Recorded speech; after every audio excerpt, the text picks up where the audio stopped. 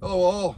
Well, usually after Thanksgiving, me and some friends, we usually go on wheeling trips. And so I figured on Thanksgiving, I'd get all my stuff ready to go. Well, today's the day after Thanksgiving, so tomorrow, Saturday, we're planning on going up and doing some trail running, which I got my Samurai loaded on a trailer. But, you know, so I'm looking around my house for about 2 hours yesterday, searching everywhere for my freaking keys. Can't find them.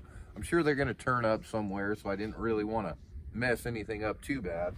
Luckily, I got the little code puncher on my door, which freaking saved my butt. And so I figured I'd do a video. This isn't in any way to encourage any type of fuckery. Pretty much, if you steal people's stuff, you should get your freaking hands chopped off. This is just in case, you know, you lose your keys and you got to start your pickup. I figured I'd do a video on it before I take off and go cut down trees. Old lady had to charge her phone first. But so what I did here, which this wire, don't even mind this one. This one's for a switch for lights that were on it. But what I did, I popped this plastic piece off, which is easy. It's just 4 screws here. And then this, it's got 2 torque screws. This right here, once you get this off, push that up. You see, and that puts it on accessory, and then you push the clutch in, of course, whatever. And then you can actually start your rig with that thing there. It's pretty neat. You don't got to cut any wires or anything like that. But what you do have to do, which is kind of a pain in the butt, is you got to get in here and you got to put some man hands on it. You have to break your freaking steering lock. I mean, it sucks to do, but I couldn't really find any easy way to get that steering lock undone without my keys. Which, like I said, I'm gonna find my keys. I'm sure of it. So I just wanted to get everything ready for tomorrow. I need this truck this weekend, so I went and I pulled this little box off, which once I took all this off, whatever, I seen all the wires going to right there. I was like, oh, you know, I seen these wires up here too, but they don't really look that important. Once I seen all these ones, I was like, oh, I'm gonna pull that off. And once I pulled those 2 torque screws and seen that, I knew I was in the right direction. Because like older vehicles, they have a rod down them that go down and they start something similar. This old minivan I hot wired a lot. Well, not really hot wired, but same thing.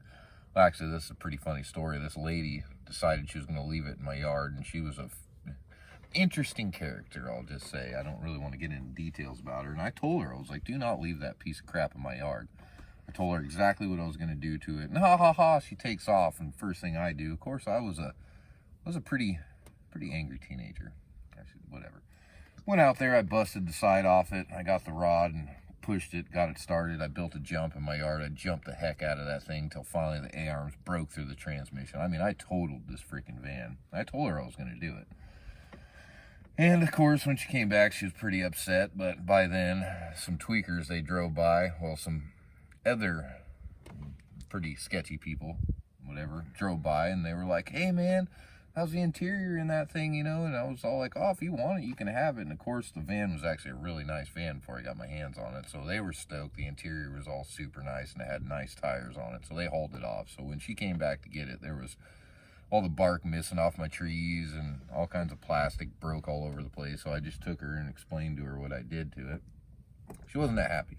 So that was my first experience with the push rod deal. So I was like, all right, there's probably a rod in there somewhere. So that's how I figured that out. So if you have a Ford SuperDuty, whatever, and you know, you lose your keys or something like that, hopefully you got a little door code also. And keep your freaking doors locked.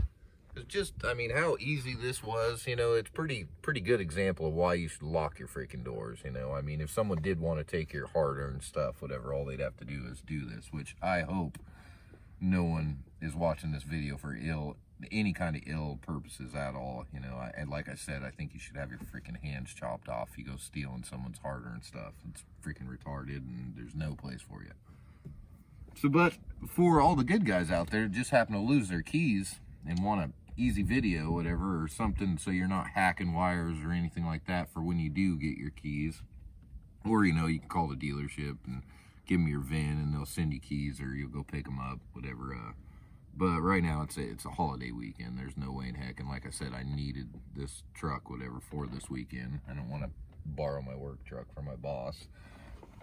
I'm sure he'd let me, but at the same time, you know, you don't want to go overusing stuff. So got the Samurai loaded up, got my truck going. So I'm ready to rock and roll, and hopefully I make you guys a pretty good video. So, all right, thank you for watching. Stay beautiful.